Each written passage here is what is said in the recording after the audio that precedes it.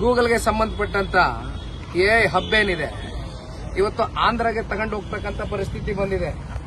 ಯಾಕಪ್ಪ, ನಮ್ಮ ಬೆಂಗಳೂರು ನಗರ ಏನ್ ಕಮ್ಮಿ ಆಗಿತ್ತು? ಬೆಂಗಳೂರು ನಗರದಲ್ಲಿ ಐಟಿ ಬಿಟಿ ಸೆಕ್ಟರ್ನ ಕರೆ ತಂದು 10 ವರ್ಷ ಟ್ಯಾಕ್ಸ್ ಹಾಲಿಡೇ ಡಿಕ್ಲೇರ್ ಮಾಡಿ ಬೇರೆ ಬೇರೆ ರಾಜ್ಯಕ್ಕೆ ಹೋಗ್ತಕ್ಕಂಥ ಐಟಿ ಸೆಕ್ಟರ್ ಕಂಪನಿಗಳನ್ನ ಕರೆ ತಂದವರು ಇದೇ ಸನ್ಮಾನ್ಯ ದೇವೇಗೌಡರು ಸಾಹೇಬರು.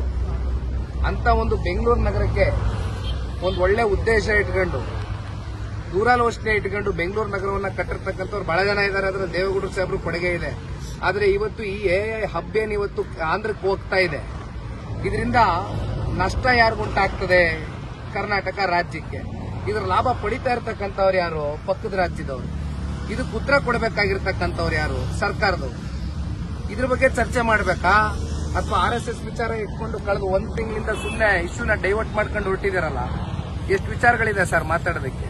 ಸರ್, ಇದು ಜೆಡಿಎಸ್ ಶಾಸಕರಿಗೆ ಅನುದಾನದ ಕೊರತೆ ಅಂತ ವೆಂಕಟೇಶ್ವರ ರೆಡ್ಡಿ ಅವರು ಹೈಕೋರ್ಟ್ ರಿಟರ್ಜಿ ಒಂದು ದಾಖಲು ಮಾಡಿದ್ದಾರೆ. ಈಗ ನಿಮ್ಗೆ ಗೊತ್ತಿದ್ಯಣ್ಣ, ಅದೇನೋ ಇತ್ತೀಚಿನ ದಿನಗಳಲ್ಲಿ ನಮ್ಮ ಜನ ನಿಂತವ್ರೆ ಶಾಸಕರು, ನೀವು ಅವ್ರಿಗೆ ಪ್ರಶ್ನೆ ಮಾಡಬೇಕು.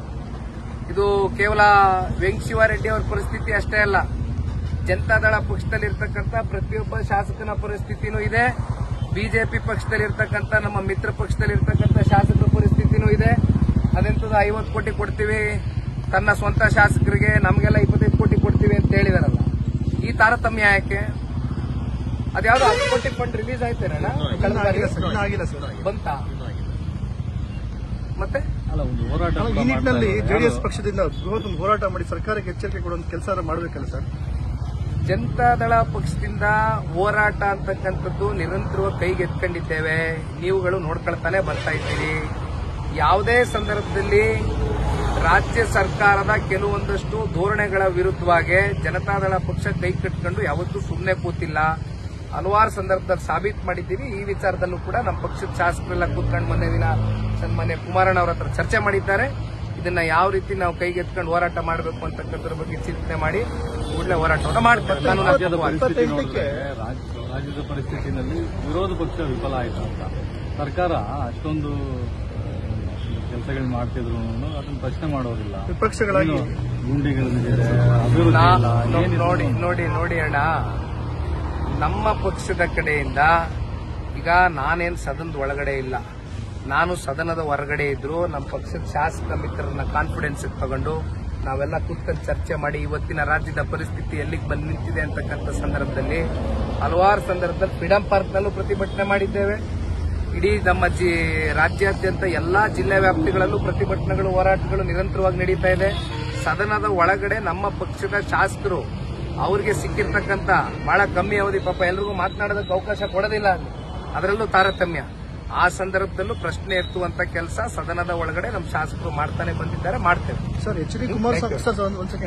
ಕುಮಾರಸ್ವಾಮಿ ಅವರ ಕೊರತೆ ಒಂದು ಕಾಡ್ತಾ ಇದೆ ರಾಜ್ಯಕ್ಕೆ ಅಂತ. ಯಾಕಂತ ಹೇಳಿದ್ರೆ ಅವರು ಕೇಂದ್ರದಲ್ಲಿ ಇರೋದ್ರಿಂದ ಇಲ್ಲಿ ಎಲ್ಲೋ ಒಂದ್ ಕಡೆ ಜೆಡಿಎಸ್ ಮಂಕಾಗ್ತಾ ಇದೆ ಅಂತ. ನೋಡಿ, ಜೆಡಿಎಸ್ ಮಂಕಾಗ್ತಕ್ಕಂಥ ಪ್ರಶ್ನೆ ಇಲ್ಲ.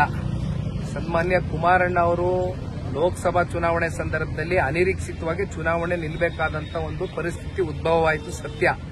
ಇವತ್ತು ಅವರು ಕೇಂದ್ರದಲ್ಲಿ ಸಚಿವರಾಗಿದ್ರು ಕೂಡ ರಾಜ್ಯದಲ್ಲಿ ಆಗ್ತಾ ಇರತಕ್ಕಂಥ ಅನ್ಯಾಯಗಳು, ವೈಫಲ್ಯತೆಗಳು, ಭ್ರಷ್ಟಾಚಾರ, ಹಗರಣಗಳು ಯಾವುದೇ ಇದ್ರು ಸನ್ಮಾನ್ಯ ಕುಮಾರಣ್ಣ ಅವರು ಸುಮ್ಮನೆ ಕೂತಿಲ್ಲ, ಜೆಡಿಎಸ್ ಅವರು ಸುಮ್ಮನೆ ಕೂತಿಲ್ಲ. ನೀವ್ ಹೇಳದಂತ ಒಂದು ಮಾತಿಗೆ ನಾನು ಬಹುಶಃ ಇದು ನಾನು ಹೇಳ್ತಾ ಇರತಕ್ಕಂಥದ್ದಾಗ್ಲಿ, ನೀವು ಇವತ್ತು ಪ್ರಶ್ನೆ ಏನು ಕೇಳ್ತಿದ್ರಿ, ಬಹುಶಃ ರಾಜ್ಯದ ಜನತೆಗಳ ಭಾವನೆ ಏನಿದೆ, ಸನ್ಮಾನ್ಯ ಕುಮಾರಣ್ಣ ಅವರಂತ ನಾಯಕ ಇವತ್ತು ಸದನದ ಒಳಗಡೆ ಇದ್ದಿದ್ರೆ ಬಹುಶಃ ಇನ್ನೂ ಒಂದು ಗಟ್ಟಿ ನಿಲುವಿಂದ ಈ ರಾಜ್ಯ ಸರ್ಕಾರಕ್ಕೆ ಪ್ರಶ್ನೆ ಕೇಳ್ತಕ್ಕಂಥ ಒಂದು ಪರಿಸ್ಥಿತಿ ಇರೋದು. ಆದ್ರೆ ಇವತ್ತು ಅವ್ರು ಲೋಕಸಭೆಗೆ ಹೋಗಿರೋದ್ರಿಂದ ಇದು ನಾವು ಕಾಣ್ಲಿಕ್ಕೆ ಸಾಧ್ಯ ಆಗ್ತಾ ಇಲ್ವಲ್ಲ ಅಂತಕ್ಕಂಥದ್ದು ನಿಮ್ಮ ಭಾವನೆ ಅಲ್ಲ, ಜನತೆ ಭಾವನೆ. ಮುಂದಿನ ದಿನಗಳಲ್ಲಿ ಎಲ್ಲ ಕುಮಾರಣ್ಣ ಅವರು ಈ ರಾಜ್ಯಕ್ಕೆ ಬರ್ತಕ್ಕಂಥ ಸನ್ನಿವೇಶ ಬಂದ ಎದುರುಗಡೆ ನಿಲ್ಲುತ್ತೆ.